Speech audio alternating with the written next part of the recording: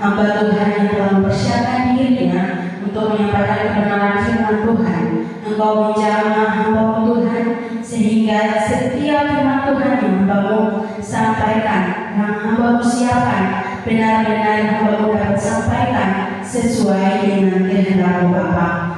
Tuhan Yesus, ketika kami telah mempersiapkan diri kami, menaruh fokus kami untuk kebenaran firman-Mu, sepenuhnya tidak akan tinggal diam untuk mengganggu kami, mengarahkan konsentrasi kepada fokus yang lain. Kami mohon Tuhan, kami berdoa di dalam nama Tuhan Yesus, Engkau menolong kami Bapa.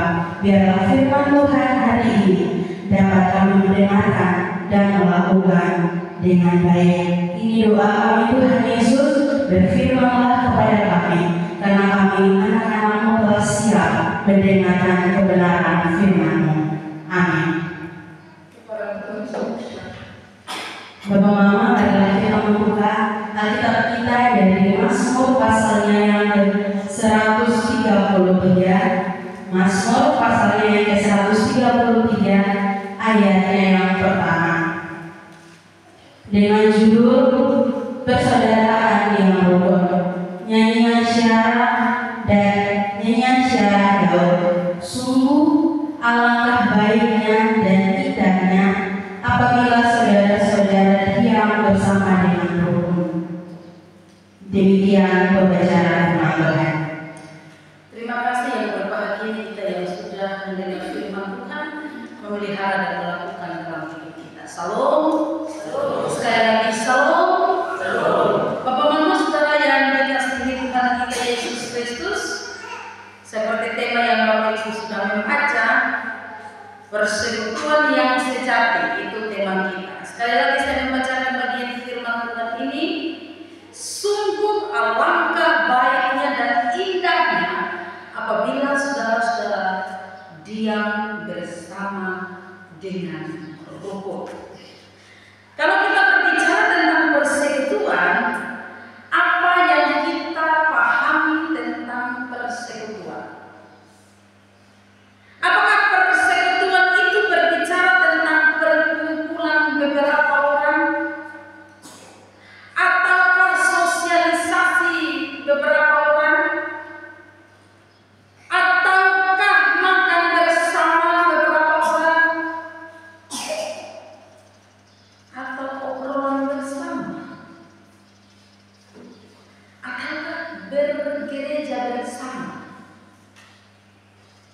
Untuk memahami ini, mari kita melihat penjelasan dari seorang yang bernama Iwan.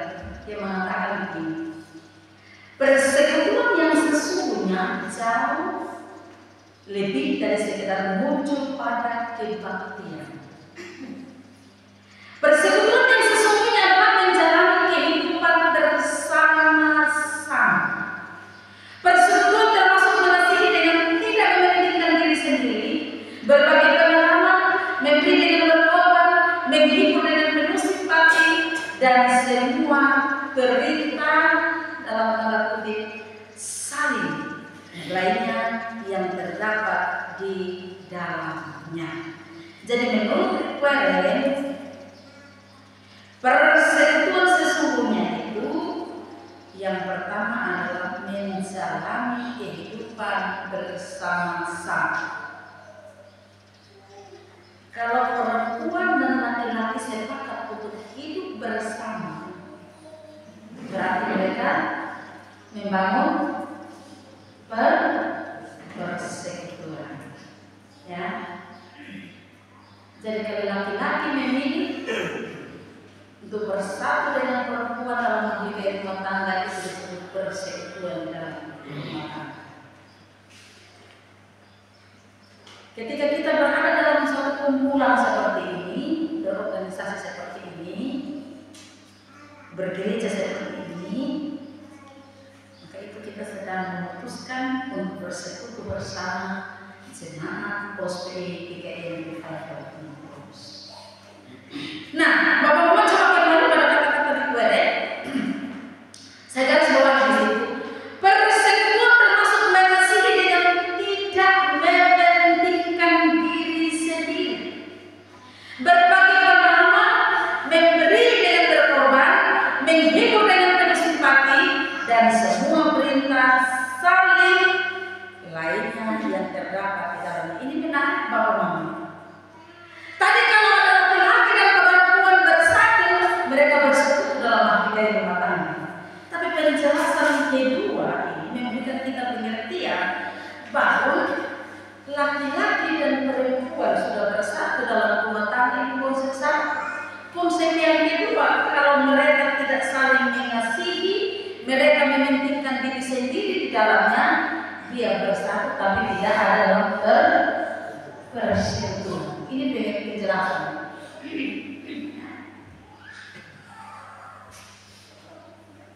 Jadi kalau tidak ada saling mengasihi di dalamnya, kata saling, maka dia hidup bersama, tapi itu bukan persekutuan.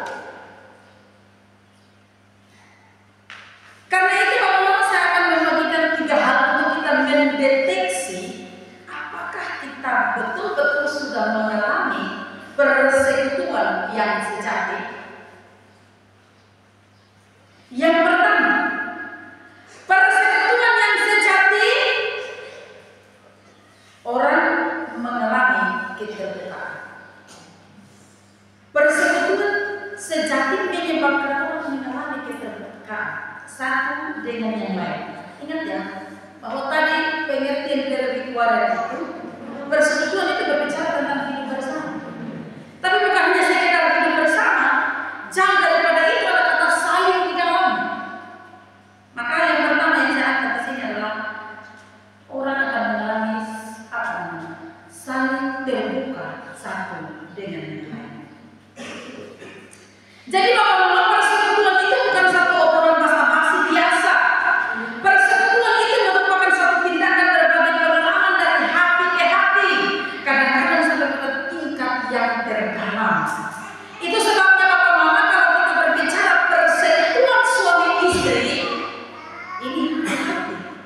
Kalau suami istri tidak ada keterbukaan, masih disebut persekutuan atau tidak? Masih disebut persekutuan atau tidak? Suami punya rahasia sendiri, istri juga punya rahasia sendiri. Pokoknya masing-masing punya RHS, ya. Kalau tidak ada keterbukaan, itu bukan persekutuan. Lalu Bapak Mama, ini dampaknya ada pada di dalam komunitas-komunitas ibadah kita. Persekutuan ibadah kita, Bapak Mama. Harus adanya keterbukaan. Saya banyak membaca bahwa kadang-kadang orang menutup diri di dalam beribadah dan merasa diri baik-baik saja. Bahkan ada orang merasa kalau dia tidak punya hati yang dia perlu terbuka untuk orang lain bukan dia. Dia tidak perlu menceritakan apa yang dia alami di dalam hidupnya. Dia tidak perlu terbuka dengan luka-lukanya. Dia tidak perlu terbuka dengan kegagalannya. Dia tidak perlu mengakui ketakutan yang sedang dia alami, kebimbangan yang sedang dia alami, kelemahan-kelemahan untuk didoakan, dan dia merasa dia kuat untuk itu. Karena itu Bapak, saya kadang sangat prihatin kalau di dalam diri kita itu kita tidak pernah, bukan berarti kita tidak bisa mendoakan diri kita, tidak. Tapi di dalam persekutuan itu seperti saling mendoakan satu dengan yang lain. Saling mendoakan satu dengan yang lain. Kita menutup diri.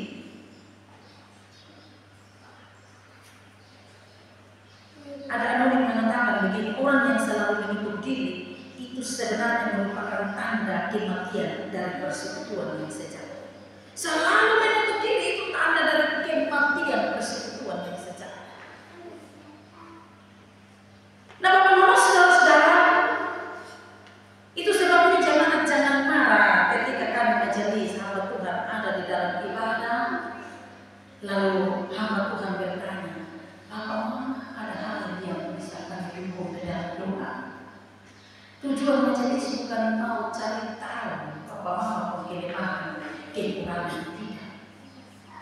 Tapi tujuannya saling menopang satu dengan yang lain. Itu persekutuan yang sejati. Dan sepanjang kita hidup, kita punya luka-luka, kita punya kegagalan,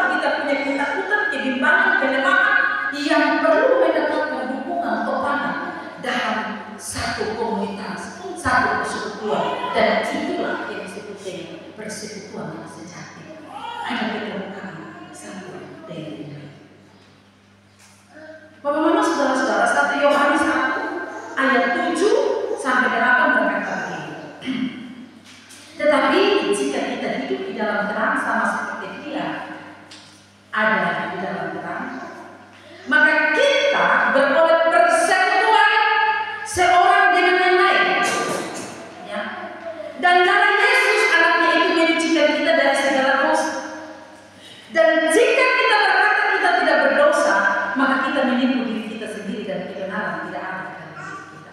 Coba lihat ini, ketika kita ada dalam neraka, kita memperoleh persekutuan dengan Dia. Persekutuan dengan Dia itu menyebabkan kita mengakui atau terbuka dengan diri ini. Memang orang dunia ini juga punya perkumpulan, punya persekutuan. Amin bersama Bapak. Saudara amin hari ini orang dunia juga punya persekutuan. Tapi dalam persekutuan bukan persekutuan yang dimintakan. Ya, mereka kira mereka membangun keakraban di dalam kegelapan mereka. Tetapi bagi kita anak-anak Tuhan, keakraban itu hanya terjadi di dalam terang. Karena di dalam kegelapan orang akan menyembunyikan kegagalannya, kelemahannya, keterbatasannya, dan tidak ada terbuka satu dengan yang lain. Namun ingat bahwa sebagai anak-anak Tuhan itu dalam persekutuan sejati, kita saling terbuka untuk saling mendoakan satu dengan yang lain. Yakobus 5 ayat 16 berkata, karena itu hendaklah kamu saling mengaku dosamu dan saling mendoakan supaya kamu sembuh. Doa orang benar bila yakin didoakan sangat besar kuasanya. Jadi Bapak Bapak, saudara-saudara, kita ini banyak yang sakit. Ini bukan sakit jasmani, sakit rohani. Banyak yang sakit rohani, tapi kita tidak mau butuh doa orang lain. Sehingga seringkali kita tidak sungkan berkata saya tidak punya beban. Firman Tuhan bilang saling mendoakan supaya kamu sembuh. Ada penyakit yang tidak perlu ke dokter, tapi ada penyakit yang perlu ke dokter. Ya, kalau asam lambung naik doa puasa sudah bisa tambah naik. Asam lambung harus ke dokter. Tapi waktu orang mengalami keputusasaan, dia perlu Tuhan. Amin. Mari deteksi diri kita sudah ada pada level ini soalnya. Karena memang waktu kita ada di dalam kondisi-kondisi tertentu, itu kita butuh orang lain. Dan itu hal pertama terjadi dalam komunitas kita. Hal kedua Bapak Mama yang saya mau angkat di sini, bahwa persekutuan sejati menyebabkan orang mengalami kebersamaan, keterbukaan, dan yang kedua kebersamaan. Kebersamaan ini adalah seni menerima, memberi dan menerima.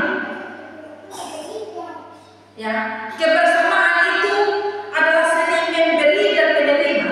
Itu berarti saling bergantung satu dengan yang lain. Kalau kebersamaan itu hanya berbicara tentang menerima, salah. Kebersamaan itu hanya berbicara tentang memberi, juga salah. Karena bergantung antara memberi dan menerima. Itu adalah kebersamaan. Itu sebabnya Paulus dalam nasihatnya kepada jemaat di Korintus dalam 1 Korintus 12 ayat 24-25 berkata begini, hal itu tidak dibutuhkan oleh anggota-anggota kita yang elok. Allah dalam menyusun tubuh kita begitu rupa sehingga kepada anggota-anggota yang tidak mungkin diberikan penghormatan khusus supaya jangan terjadi perpecahan dalam tubuh, tetapi anggota-anggota yang berbeda itu saling memperhatikan. Untuk memahami ayat ini, ada seorang yang bernama Peter Solon memberikan penjelasan begini.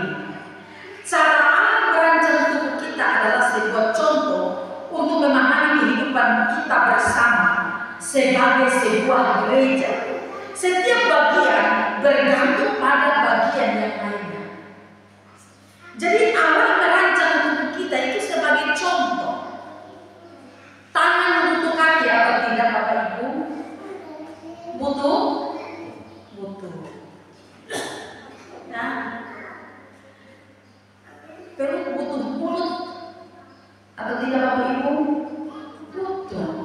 Kalau perut keroncong, kalau tidak bisa kasih masuk nasi lewat perut, ya kan?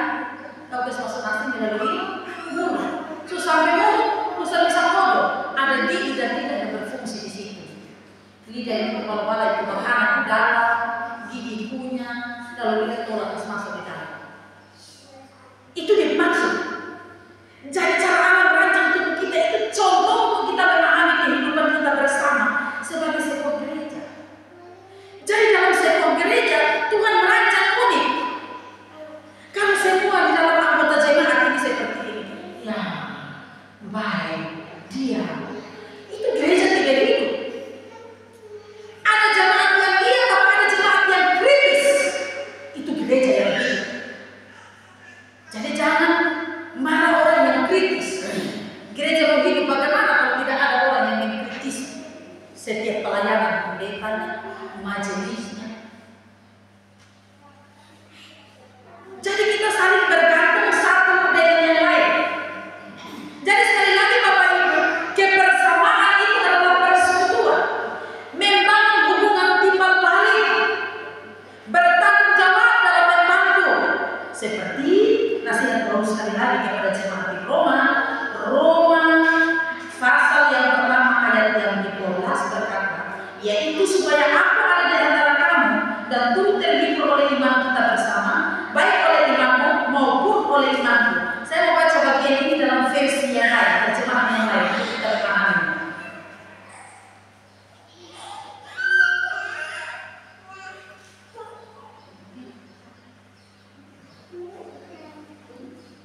Versi mudah dibaca dalam begini.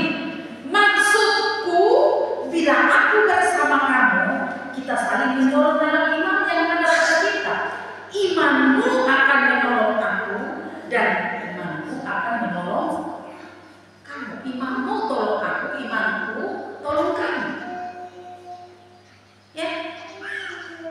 Jadi waktu saya lemah imannya, baik aku datang kasih buat saya. Tolong jaga dulu supaya jangan mengganggu dalam pemberitaan firman.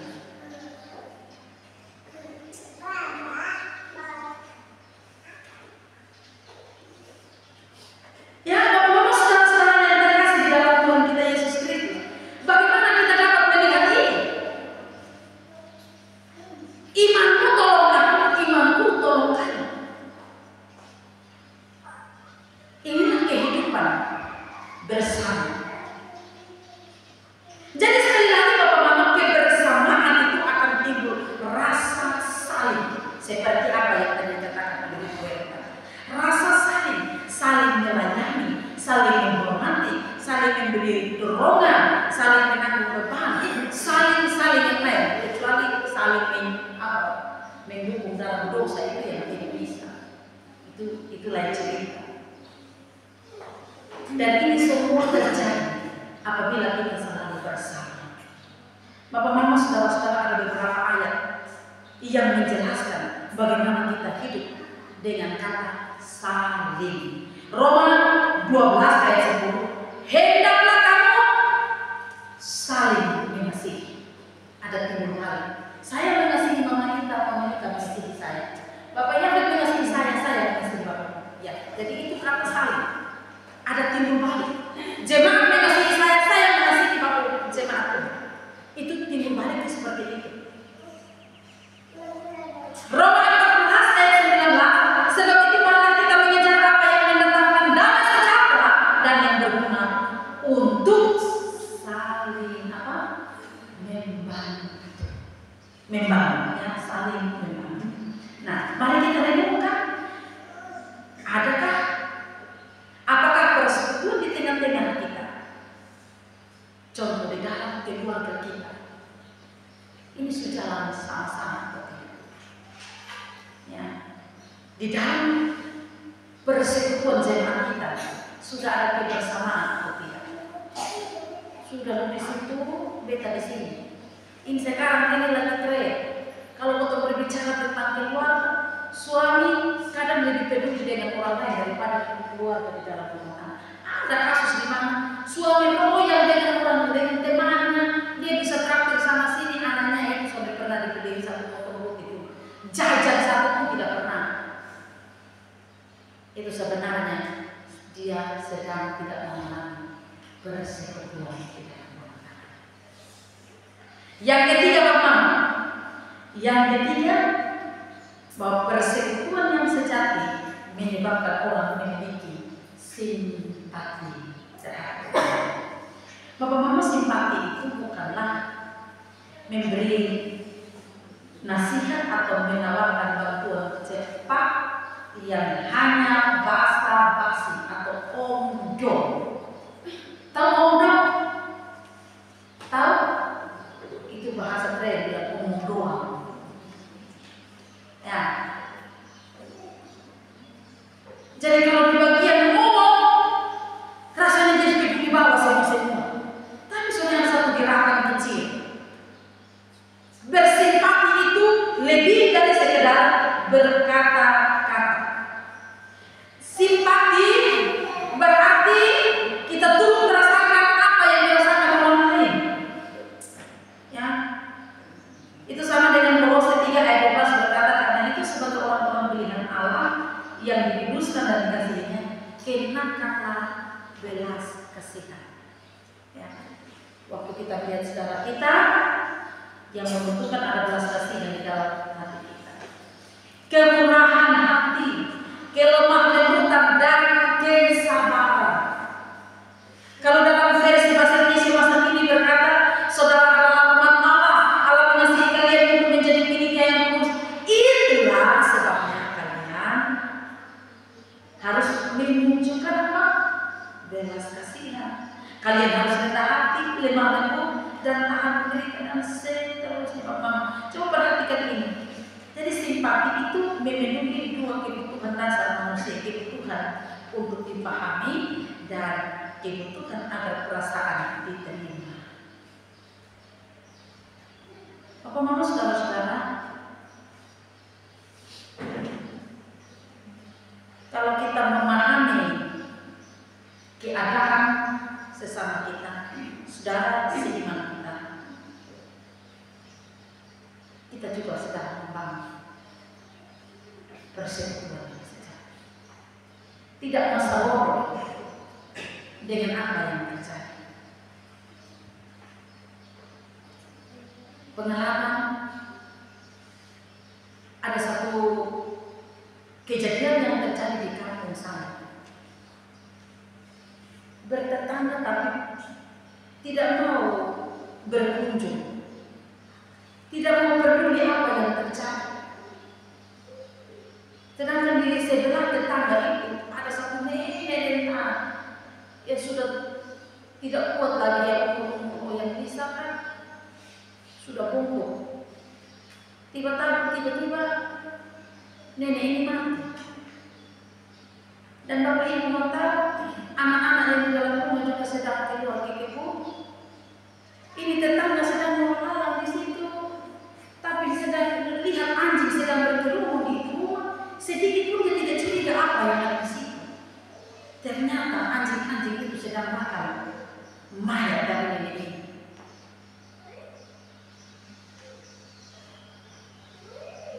Rasa simpati kita sudah tidak ada, apalagi kita hidup di tengah-tengah zaman yang semua serba canggih.